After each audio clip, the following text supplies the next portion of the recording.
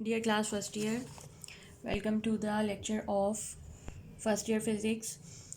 आज का हमारा टॉपिक है, क्योंकि हम अभी तक वर्क के बारे में पढ़ रहे हैं इस चैप्टर में, तो आज का हमारा टॉपिक है work done by gravitational field. अब ग्रेविटेशनल फील्ड कितना वर्क परफॉर्म करती है उसके बारे में जानने से पहले ये जानना ज़रूरी है कि what is the gravitational field. आखिर के ग्रेविटेशनल फील्ड क्या है? तो बच्चों, जहाँ पर हम रहते हैं और जहाँ जहाँ जिस स्पेस और रीजन में ग्रेविटी अपना फोर्स लगा सकती है या ग्रेविटेशनल फोर्स महसूस की जा सकती है, या जिस जिस रीजन तक ग्रेविटेशनल फोर्स लग सकती है, वो सारा इलाका, वो सारा रीजन, वो सारा एरिया ग्रेविटेशनल फील्ड कहलाता है। The space around the earth, अगर आप यहाँ देखिए तो मैं आपकी बुक से ये डेफिनेशन आपको करवाती हूँ, because this is an important topic. The space around the earth in which its gravitational force acts on a body is called the gravitational field. When an object is moved in the gravitational field, अब हमने इसमें work कैसे निकालना है कि consider करते हैं कि हमारे पास कोई ऑब्जेक्ट है, वो मूव कर रहा है थ्रू ग्रेविटेशनल फील्ड, ठीक है। अब क्योंकि ग्रेविटी अपनी फ़ोर्स लगाएगी, वहाँ पर फोर्स ऑफ ग्रेविटी होगी और वो मूव भी कर रहा है, तो हम लाजमी तौर पे कोई ना कोई वर्क कैलकुलेट कर सकते हैं अगर हम ग्रेविटेशनल फ़ोर्स को इस्तेमाल करें। अब यहाँ पे हमारे पास क्वेश्चन होगा कि हम ग्रेविटेशनल फ़ोर्स कैसे इस्तेमाल कर सकते हैं। देखिए, हमारा जो वेट होता है वो फोर्स ऑफ ग्रेविटी की वजह से प्रोड्यूस होता है ना, तो असल में वही फोर्स ऑफ ग्रेविटी होती है जो हमारी बॉडी पे लग रही होती है। तो कोई भी ऑब्जेक्ट है, उसके ऊपर जो फोर्स लग रही होगी ग्रेविटी की वजह से, वो mg होगी, जिसमें m mass of the object और g ग्रेविटेशनल एक्सेलरेशन है। और हमें वैसे भी मालूम है कि ग्रेविटेशनल एक्सेलरेशन की डायरेक्शन क्या है, ये towards the centre of the earth इसकी डायरेक्शन होती है। तो अब अगर देखते हैं कि अगर हम डिस्प्लेसमेंट परफॉर्म करें ग्रेविटेशनल फील्ड में, कोई ऑब्जेक्ट लें, लाइक देखिए कि ये मेरे पास फिगर 4.8 है और मैं यहाँ पर ऐसे, अच्छा अब देखें कि लेट सपोज मैंने एक ऑब्जेक्ट ए को बी तक डिस्प्लेस किया है, ठीक है। अब there are different ways to cover the displacement. हम ए से बी तक मुख्तलिफ रास्तों से जा सकते हैं, लाइक हम इस तरह भी जा सकते हैं, पहले ए से डी और उसके बाद ए से बी, या हम इस तरह भी जा सकते हैं, ए से सी और उसके बाद ए से बी, या हम इस तरह भी जा सकते हैं किसी कर्व के अलोंग, ठीक है। तो ये यहाँ तक जितना हाइट कवर हमने की है h, ये असल में वो फासला है या ये डिस्प्लेसमेंट हम कंसीडर करेंगे। क्योंकि हमारी gravitational force along the height अमल करती है, हाइट के साथ वेरी भी करती है और लगती भी हाइट के साथ है। हॉरिजॉन्टली तो कोई ग्रेविटेशनल फोर्स नहीं ना लग रही होती, हमारा वेट तो हमेशा वर्टिकल लगता है। तो अब जो डिस्प्लेसमेंट होगा, अब इसमें दो ही तरह के डिस्प्लेसमेंट्स आते हैं। एक तो ये कि या तो आप हॉरिजॉन्टल मूव कर रहे हैं या वर्टिकल मूव कर रहे हैं। अब जब आप हॉरिजॉन्टल मूव कर रहे हैं तो तब आपका डिस्प्लेसमेंट हॉरिजॉन्टली है और फोर्स कहाँ लग रही होगी, वर्टिकली। वहाँ पर आपके पास कोई फोर्स वर्टिकल लग रही है तो इसका मतलब है वर्क ज़ीरो हो जाएगा। और वर्क कहाँ पर आएगा, जहाँ पे आप जा भी अपवर्ड रहे हैं और फोर्स या तो डाउनवर्ड लग रही है या अपवर्ड, दोनों सूरतों में आपके पास वर्क आ जाएगा। तो अगर displacement is in the direction of gravitational force, अगर डिस्प्लेसमेंट ग्रेविटेशनल फोर्स की डायरेक्शन में है तो वर्क हमें पता है पॉजिटिव आएगा, जिसमें फोर्स और डिस्प्लेसमेंट एक दूसरे की डायरेक्शन में होते हैं। और अगर आपकी हाइट या displacement against the gravitational force है तो वर्क क्या होगा, वो नेगेटिव होगा। अब हम कंसीडर करते हैं कि कोई भी ऑब्जेक्ट है मैस m का, उसको हमने डिस्प्लेस किया है from point A to B. There are different paths, मुख्तलिफ पाथ्स हैं जिन पे मैं अपने ऑब्जेक्ट को डिस्प्लेस कर सकती हूँ। और आप देख लें कि अब हम क्या करेंगे कि हम वर्क कैलकुलेट करेंगे कि इन पाथ्स, ये पाथ 1 है ये 2 और ये 3 है। अब हम वर्क कैलकुलेट करके देखते हैं कि आया पाथ चेंज करने से क्या वर्क कैलकुलेशन पे कोई असर पड़ता है। तो देखिए, अब मैं ए से बी तक किसी भी ऑब्जेक्ट को ले जाने के लिए पाथ A1 भी इस्तेमाल कर सकती हूँ, जो कि जिस पहले हम ए से डी तक जाएं और फिर डी से बी तक। दूसरा पाथ भी इस्तेमाल कर सकती हूँ जिसमें मैं पहले ए से सी तक गई हूँ और उसके बाद सी से बी तक गई हूँ। और एक तीसरा पाथ भी है, डायरेक्ट एक कर्व के थ्रू भी ए से बी तक जाया जा सकता है। अब देखिए कि यहाँ पर जो ग्रेविटेशनल फोर्स वो अब लग रही है, मैं बार बार बता रही हूँ कौन सी है, वो ये वेट है, मैंने ऊपर निकाल के रख दिया, mg के बराबर होती है जो हम ग्रेविटेशनल फोर्स इस्तेमाल करेंगे। तो अब हम कैलकुलेट करते हैं कि वर्क कितना होगा along the path A D B. ये पहले पाथ के अलोंग वर्क कितना होगा, लेट कॉल इट WADB। चलें, अब हम इसको WADB कहते हैं। और ये किसके बराबर होगा, पहले हम ए से डी तक जाएंगे ना, तो WAD और प्लस फिर उसके बाद डी से बी तक गए, WDB। इसको इक्वेशन 1 कर दें या कोई भी। तो अब हम इन दोनों की वैल्यूज़ अंदर पुट करनी है।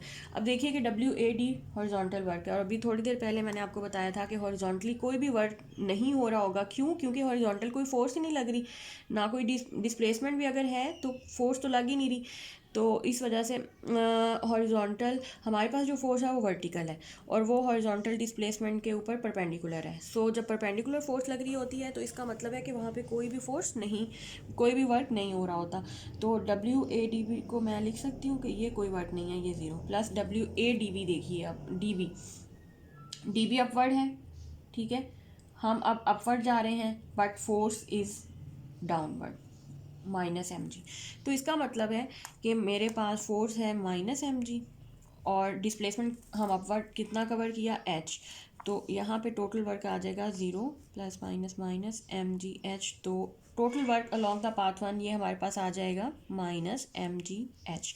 सिमिलरली अब हम वर्क कैलकुलेट करेंगे पार्ट 2 के अक्रॉस। और पार्ट 2 में देखिए पहले हम गए हैं WACB कैलकुलेट करेंगे, किसके बराबर होगा, पहले हम गए हैं WA से C की तरफ और उसके बाद प्लस WC से B की तरफ। अब हम क्या करेंगे कि WA से C का जो वर्क है इसको पहले देख लेते हैं। अब हम ऊपर जा रहे हैं फोर्स ऑफ ग्रेविटी अलॉन्ग, फिर इसी तरह से जैसे हमने DB के अलॉन्ग कैलकुलेट किया था, फोर्स ऑफ ग्रेविटी नीचे की तरफ है, यहाँ पे भी जो वर्क होगा वो -mgh होगा, प्लस WCB हॉरिजॉन्टल डिस्प्लेसमेंट है और फोर्स वर्टिकल है, यहाँ पे वर्क ही 0 होगा। तो फिर हमारे पास वर्क आ जाएगा -mgh। मतलब कि आप पार्ट 1 से जाएँ या पार्ट 2 इसका इस्तेमाल करें, वर्क की वैल्यू दोनों ही पाथ्स में सेम है। अब हम तीसरा पाथ का इंतखाब करते हैं। तीसरे पाथ में देखिए कि हमने थर्ड पार्ट सेलेक्ट किया है। थर्ड पार्ट में देखिए कि हम ए से बी तक जा रहे हैं एक कर्व के थ्रू। अब क्योंकि यहाँ पे फोर्स भी वेरी कर सकती है, और कल ही हमने ये पढ़ा था कि work done by variable force में हम क्या करते हैं कि पाथ को, अपने कर्व पाथ को छोटे छोटे इन्फिनिटेसिमल लेंथ के इंटरवल में डिवाइड कर लेते हैं। फॉर एग्जांपल अगर इसको मैं यहाँ पर बनाऊँ कि ये पाथ है ऐसे, ये पता नहीं क्या बन गया, जो भी बना हम इसको ही कर लेते हैं सेट। ये पाथ मैंने अलग से बनाया और ये पॉइंट वही है ए से बी। और अगर अब हम इसको स्मॉल इंटरवल्स में डिवाइड करते हैं तो दो तरह के इंटरवल्स आएंगे, लाइक के यहाँ पे बना लेती हूँ मैं, एक्स और वाई दोनों के अलॉन्ग डिस्प्लेसमेंट्स आएंगे। अब देखिए कि ये छोटे छोटे इंटरवल में डिवाइड करेंगे हम, ठीक है, ऐसे। ये उसी तरह के स्टेप्स कंसीडर करें आप, जैसे हम ऊपर आते हैं तो सीढ़ियों का इस्तेमाल करते हैं। सीढ़ियों में जो स्टेप होते हैं वो हॉरिजॉन्टल भी होते हैं और वर्टिकल भी होते हैं। तो यहाँ पे देखिए एक स्टेप ऐसे, और फिर ऐसे वर्टिकल, फिर हॉरिजॉन्टल, फिर वर्टिकल, फिर हॉरिजॉन्टल, फिर वर्टिकल, फिर हॉरिजॉन्टल, फिर वर्टिकल, फिर हॉरिजॉन्टल, फिर वर्टिकल, फिर हॉरिजॉन्टल वर्टिकल, और इस तरह से फिर हॉरिजॉन्टल वर्टिकल, हॉरिजॉन्टल वर्टिकल, और इस तरह से ये एक सीढ़ियों की तरह के स्टेप्स आपके पास आते जाएंगे।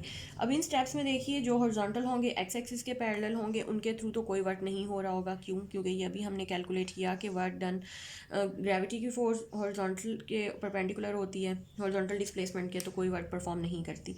तो एक्स वाले तो सारे ही एक्स वाले डिस्प्लेसमेंट्स के अलॉन्ग वर्क ज़ीरो होगा। अब देखिए कि वाई वाले, अच्छा वाई वाले में देखिए ये एक छोटा सा स्टेप आपको नज़र आ रहा है, ये डेल्टा वाई वन है, अगला स्टेप डेल्टा वाई टू, उससे अगला स्टेप डेल्टा वाई थ्री, और सो एंड सो फोर्थ, ये चलते ही जाएंगे यहाँ तक कि यहाँ वाला जो स्टेप है ये डेल्टा वाई एन हो जाएगा। और टोटल हाइट अगर हम इन स्टेप्स के थ्रू अब वर्क कैलकुलेट करें तो ये मेरे पास आ जाएगा डब्ल्यू ए बी, ये किसके बराबर आ जाएगा, फोर्स क्या है मेरे पास, हम जा अपवर्ड रहे हैं, फोर्स डाउनवर्ड है माइनस एम जी, और टोटल डिस्प्लेसमेंट कितना कवर किया, क्योंकि हम स्मॉल डिस्प्लेसमेंट कवर कर रहे हैं, delta y one plus delta y two और plus delta y three plus so and so forth plus delta कहाँ तक जाएंगे वाई एन तक, और अब ये माइनस एम जी, और ये डेल्टा वाई एन से डेल्टा वाई एन तक का डिस्प्लेसमेंट कवर करना है, तो हमने कितना डिस्प्लेसमेंट वर्टिकल कवर किया, टोटल वो है एच, ये एच के बराबर होगा, तो ये माइनस एम जी एच।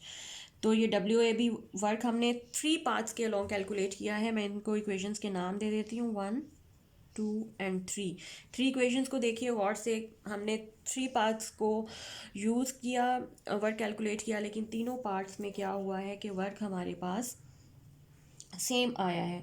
मतलब कि आप जैसा मर्जी पाथ चूज़ कर लें, एक ग्रेविटेशनल फील्ड के अंदर जहाँ पर फोर्स ऑफ ग्रेविटी लग रही हो, आप कोई सा भी पाथ चूज़ करके हाइट पर किसी भी पोजीशन पे जा सकते हैं, वर्क सेम रहेगा।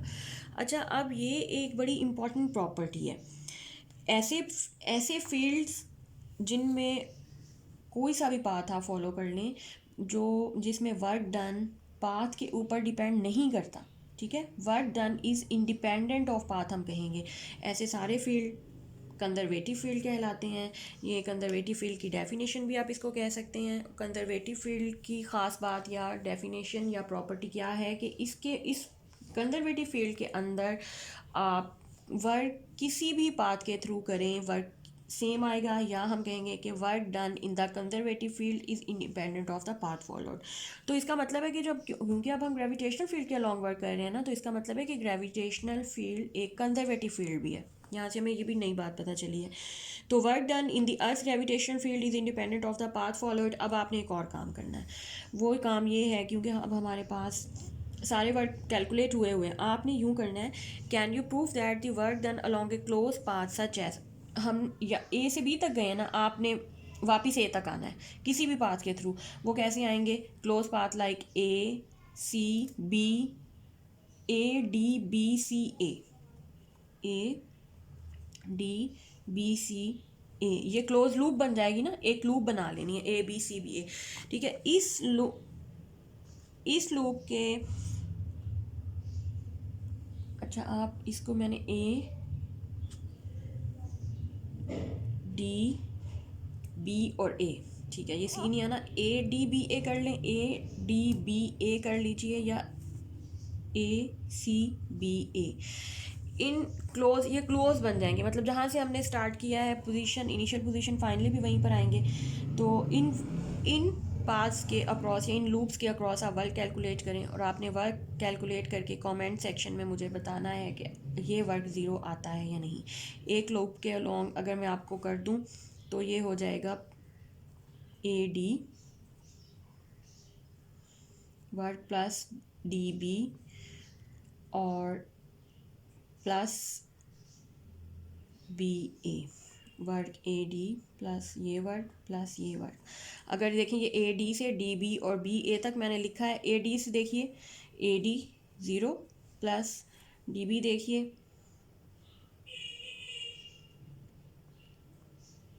माइनस एम जी एच और प्लस बी ए, हमने ए भी कैलकुलेट किया था ना, ए भी कैलकुलेट किया था, माइनस एम जी एच आया था, लेकिन बी से वापसी का क्या होगा, वो पॉजिटिव एम जी एच होगा। तो ये लूप के अलॉन्ग वर्क डन जो है वो हमारे पास ज़ीरो आ जाएगा। सिमिलरली मैंने इस लूप के अलॉन्ग किया, आप इस लूप के अलॉन्ग कीजिए, वर्क को ज़ीरो प्रूफ कीजिए और मुझे बताइए कि आपका ज़ीरो आ रहा है या नहीं आ रहा।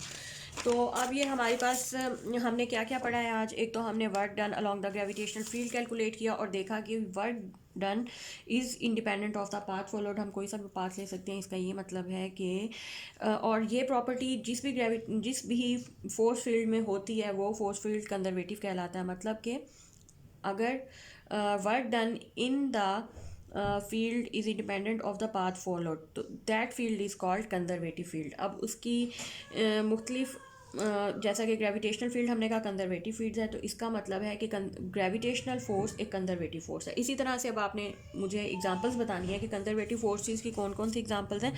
यहाँ पे देखिए फॉर योर इन्फॉर्मेशन में लिखा भी हुआ है, पेज 82 की मैं बात कर रही हूँ। Gravitation force, elastic spring force और इलेक्ट्रिक फोर्स, तीनों कंजर्वेटिव फोर्सेज हैं। और उसके बाद नॉन कंजर्वेटिव फोर्सेज की एग्जाम्पल में देखिए कि फ्रिक्शनल फोर्स है, resistance, tension in a string, normal force, ये सब की सब हमारे पास नॉन कंजर्वेटिव फोर्सेस हैं, क्योंकि अगर इन के फोर्स फील्ड में हम वर्क करेंगे तो that will certainly depend upon the path followed, वो पाथ फॉलोड के ऊपर डिपेंड करेगा, इंडिपेंडेंट नहीं होगा।